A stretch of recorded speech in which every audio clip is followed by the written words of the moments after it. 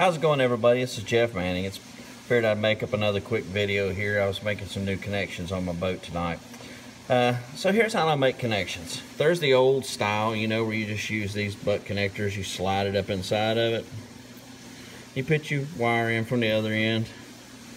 You slide them up inside there and you see what you got. You get both wires in there and then you just take your pliers and you smash it flat. Really, you're supposed to crimp it, but you know what I'm talking about. Those work, but you know water can get inside this, and when it does, it starts corroding, the copper corroding, and you got a weak connection. You get something that keeps cutting on and off. Now, for marine use, you'll hear a term called tinned wire. It's a marine wire, and that's why it's a little bit more expensive. But if you look at it, see, it's already got like a protective coating of solder over the wires. That keeps the copper from corroding as bad, and it's run the full length of the wire.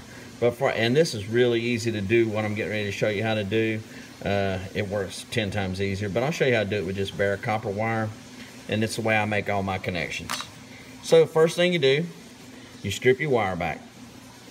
You get it all stripped back. Make sure you get to where it's a pretty copper color. If you get wire and you strip it back and it's still black, and you cut it back a little bit further and it's still black, you need to replace that wire. It's got too hot and it's already tarnished or it's corroded, and it never makes a good connection. So here's all you do. You get the two ends. Got two nice ends that are nice and shiny. What I'll usually do is I'll flare the hairs out on it, the wires a little bit, stick them end to end with the things to it, and then just twist the two together like that. Now look, you got a real nice connection right there, and that's a strong connection. Now you can use this. This is a standard soldering iron, and it works all right, but the only problem with it, if you're in a tight area, it's great. You plug it up, it's a little bit slower. You hold it on the wire will get hot.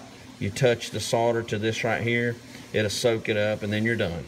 I'm usually in a little bit bigger hurry, so what I usually use, if I've got the room, I just use one of these standard little torches. They're pretty cheap, and it's pretty simple. Like I say, you just apply the heat to where the wire is, like that. You see the wire, I'm putting it right on the wire. You touch the solder to the wire, back the wire off of the heat a little bit. And I'm trying to do this looking through the rangefinder, so it's the viewfinder, so it's a little bit harder. Now, say it's got the solder on it, and when you touch that thing, that solder ran all the way through it. Now I'm gonna pull as hard as I can pull. The connection is not coming apart. So now, since I got the heat shrink on it, we slide the heat shrink over the connection. We're getting equal amounts on both sides. And then you just simply heat it. Not too hot, because you can actually ruin a shrink wrap if you get it too hot. Boom, done. That is a watertight connection that will never come loose. And like I say, you'll never have to worry about it corroding or anything like that. And if you're worried about a little water getting in this, you can always cut a second piece of shrink wrap and keep it pushed way over to the side on the wire. You put your first piece on, you heat it up, you let it get good and tight. Slide your second piece of shrink wrap over your first piece of shrink wrap. I ain't gonna cut it. Let it run a little bit past it where you had it before. Heat this up, and it'll give you a double seal on this wire.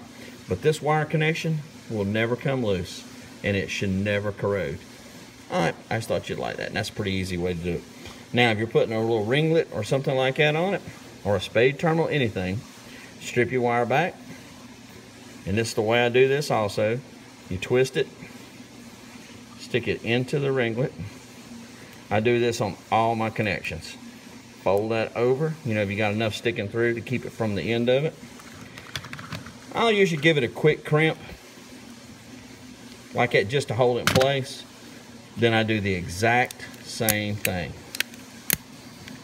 I'll take this thing, hold the heat on it like that. You'll watch it start to change color, because this has actually got a tinning on it.